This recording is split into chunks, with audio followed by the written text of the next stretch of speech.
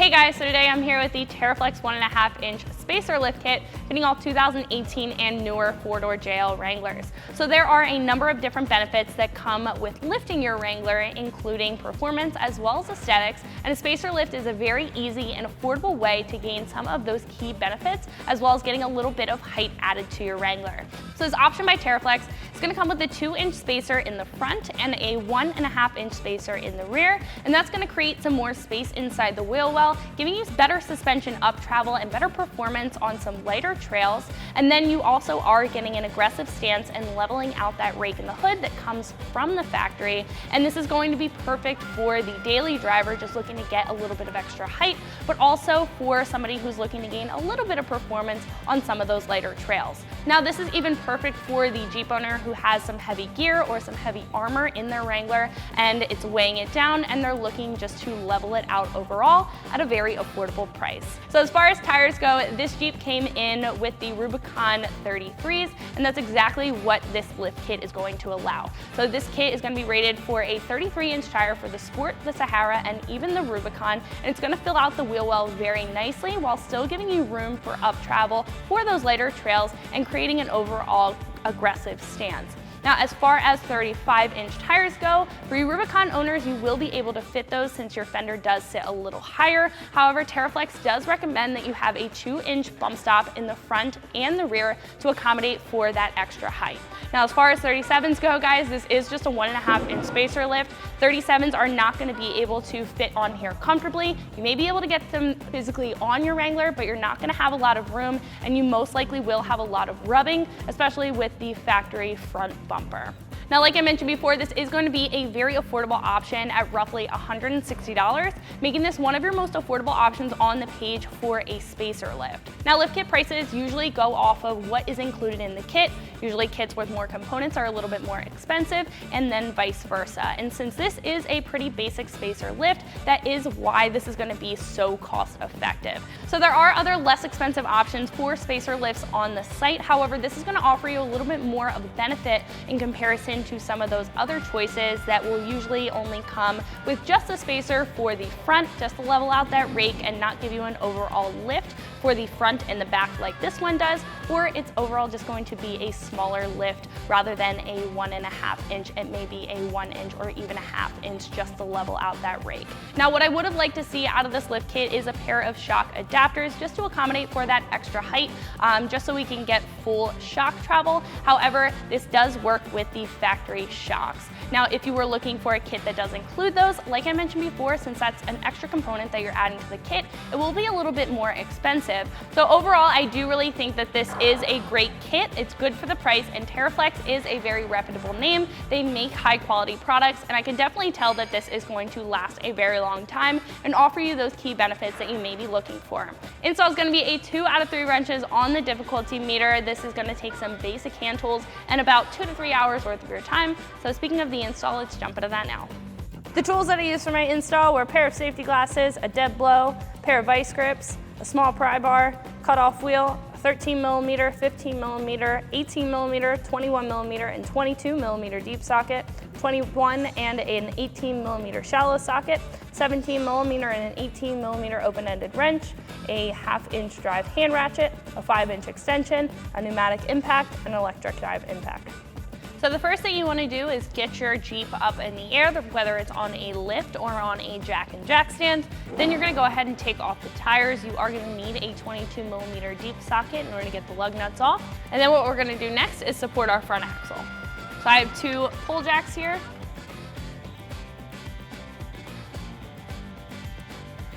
I'm going to put one on either side of the axle.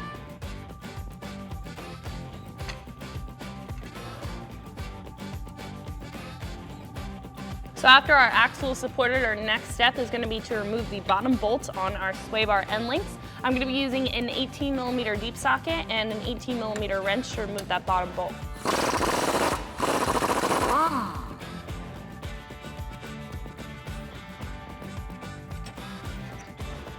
So now we can do the same thing for the other side. However, we do have a flag nut on our track bar bracket for the other side of the sway bar end link. So I'm going to be using an 18mm socket and a hand ratchet in order to get that bolt out.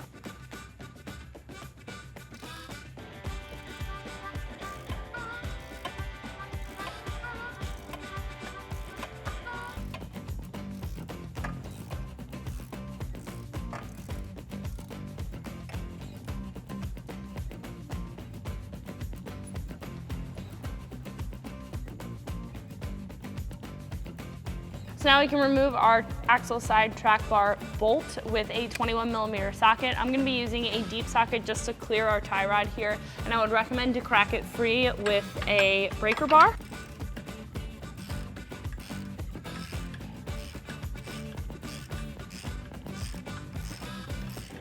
So after you wiggle the bolt out, we can move on to our shocks.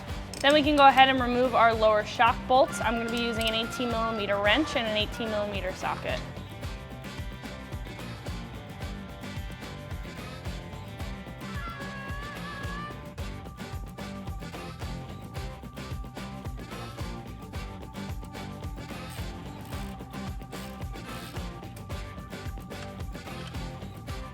Now we can do the same thing on the other side.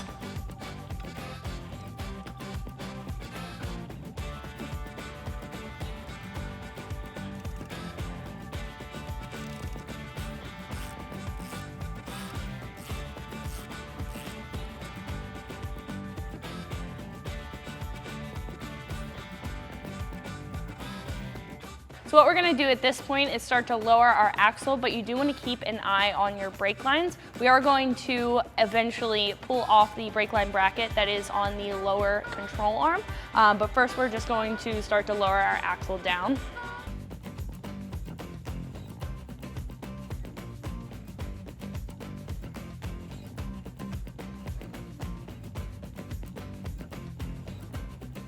So in order to pry this bracket off, what I usually do is make a little slice on the top of this bracket just to break down the structure a little bit so we can pry it back. But you definitely want to be very careful if you're doing this. You only want to make just a little ridge in the top of the bracket here and be very careful of your line. Or what you could do is just cut it down at the bottom here and then pry it back that way. I usually just cut it up at this this bracket up here.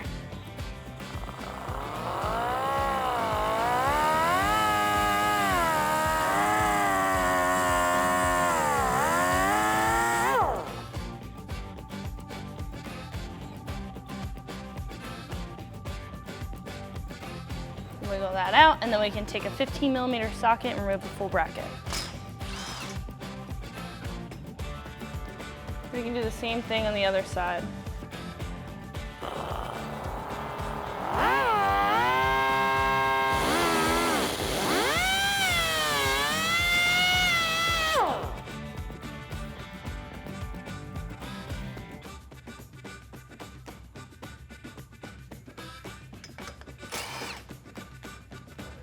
So after that brake line bracket is off, what we just want to make sure we do is disconnect our breather hose for our axle on this upper brake line bracket. You're just going to need a trim removal tool and you can pop that clip out.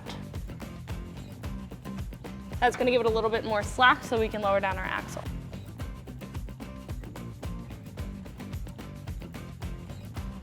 All right, so once the axle's lowered enough, you can take out your spring. Then we can do the same with the other side. Then we can go grab our spacers. So our next step is to take out our factory isolator. All you have to do is just slide that down. Get that out of the way.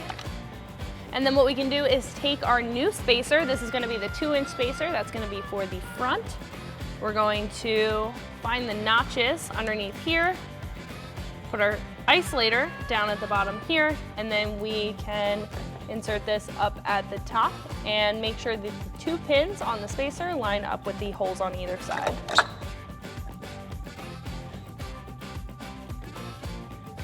So after that spacer's in there, what we can do is take our spring and go ahead and reinstall that, making sure the pigtail end sits correctly over the spring perch. And then what we can do is just compress it a little bit, make sure it's sitting in place, and we can move over to the other side.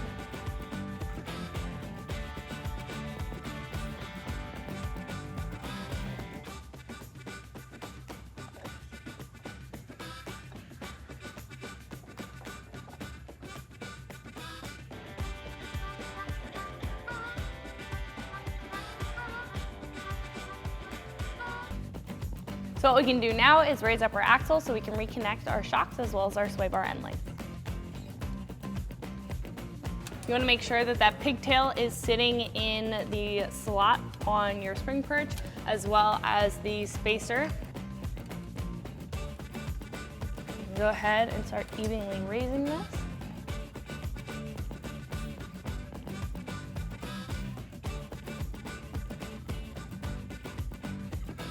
So I compressed the axle and it doesn't look like we're able to connect our shocks while it's up in the air. I can't compress it enough to have the shock be connected just because we put 2 inches of lift in that coil and the shock is maxed out once we have the axle at full droop or full compression in the air. So what we're gonna have to do in a little bit, once we get this on the ground, we're gonna guide the shocks into place and bolt them up that way. But next, we're gonna go ahead and bolt up our sway bar end links and then we'll move to the rear.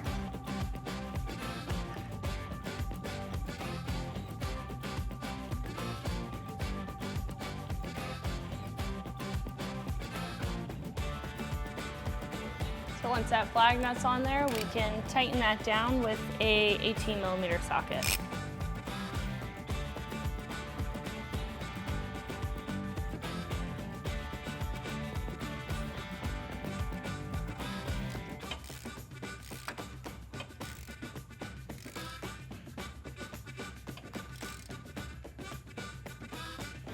Now we can do the same thing on the other side.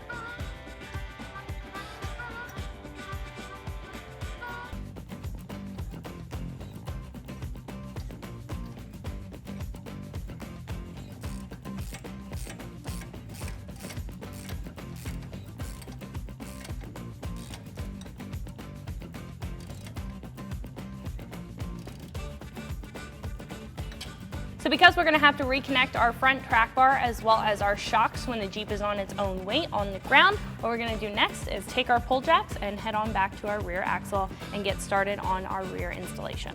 So we're gonna start off by doing the same thing that we did in the front, supporting our axle, and then we're gonna go ahead and take off our sway bar end links.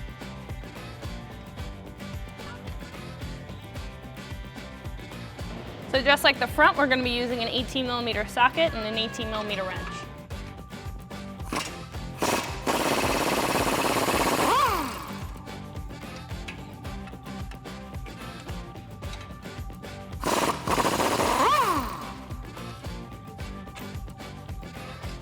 Then we can go ahead and disconnect our track bar using a 21mm socket.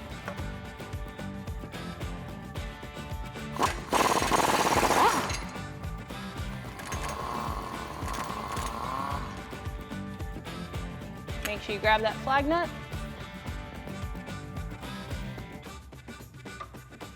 Then we can go ahead and disconnect our shocks. We're just going to take out this lower bolt using an 18mm socket and 18mm wrench.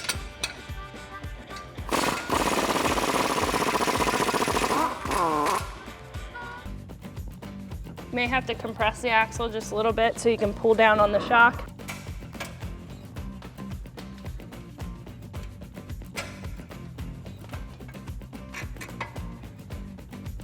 Same thing for the other side. So before we lower our axle down, what I want to do is take off the brake line bracket for our emergency brake, or our parking brake. You're going to need a 13mm socket. I'm also using a 5-inch extension just to reach it behind our filler neck here. And we're going to completely discard this after.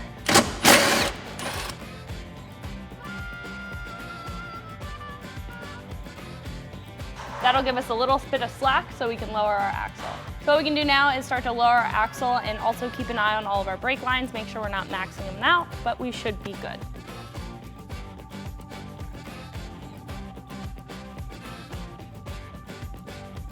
So once you have the axle low enough so you have some play in your spring, what we can just do is remove our spring and our isolator.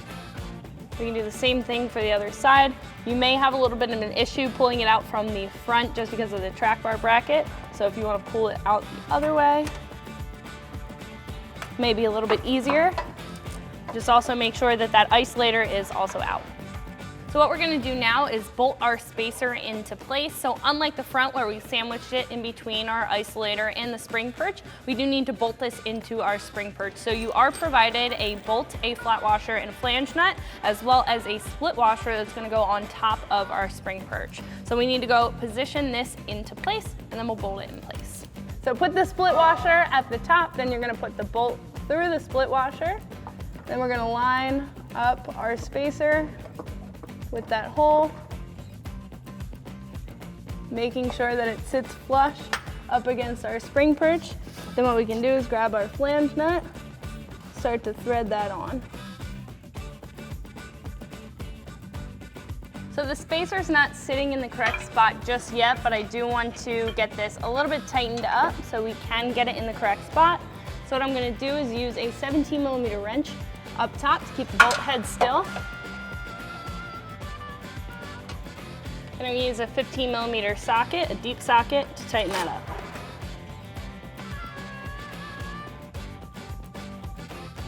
Just making sure that that spacer is fitting in that little hole there and sitting flush, we can completely tighten that down.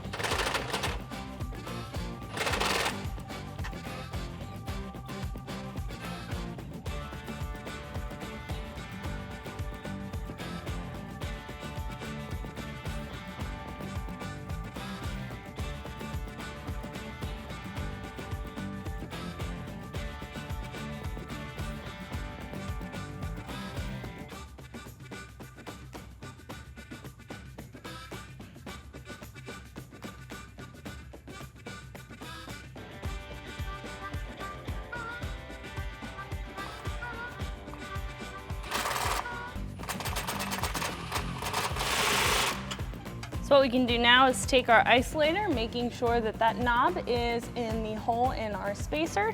Then we can take our spring, making sure that the smaller coil is facing the top and the larger coil on the rear spring is facing the bottom. Put that into place. I'm going to compress our axle a little bit just so this stays. And then we can move on to our other spring.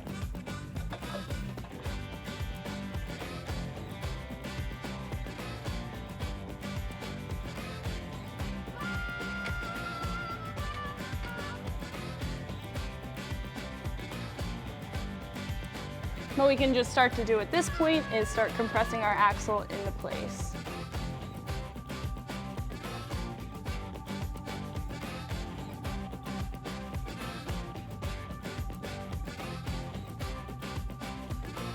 Again, you just want to make sure that you're watching your lift points while you're doing this. So it looks like we're going to have to connect our rear shocks on the ground just like our fronts because they are maxed out right now. But it looks like our track bar is lining up in the rear. So what we can do is reconnect our rear track bar. So we're going to take our factory hardware, secure that down.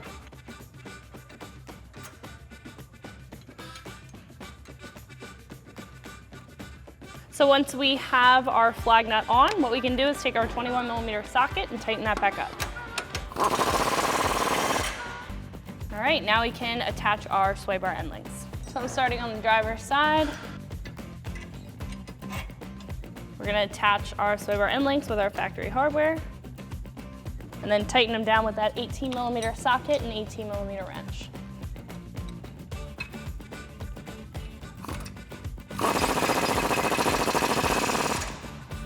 Same thing for the other side.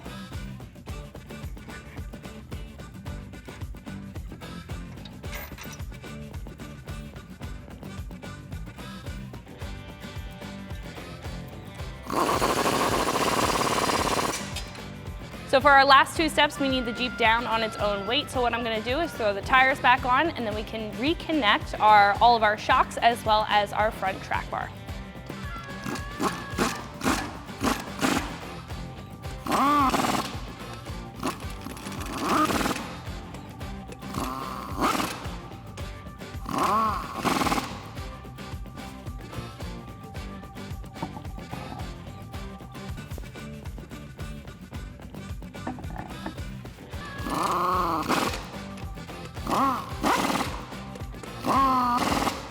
So now that we have the Jeep mostly on its own weight, this is lining up a lot better than it did in the air.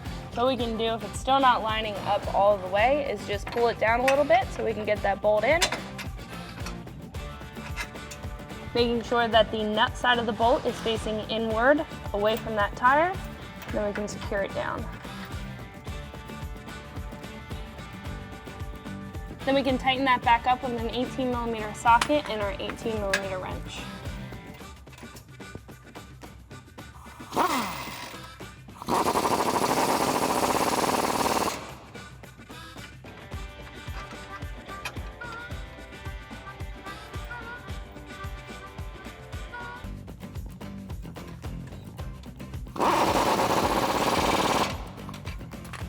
So we can do the same thing for the front.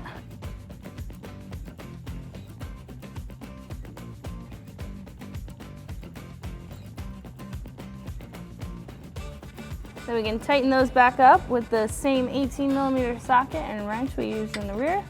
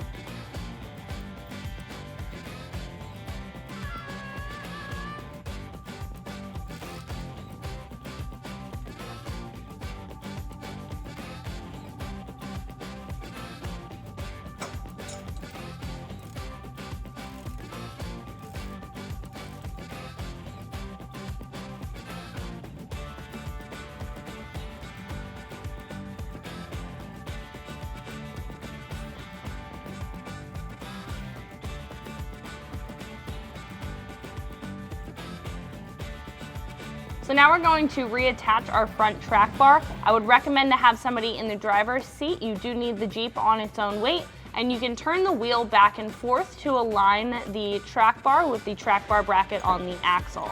So have somebody in there now. Our track bar bolt went through. Now we just have to secure that nut on the other side. And then once that is threaded on, you can take a 21mm socket and tighten that up.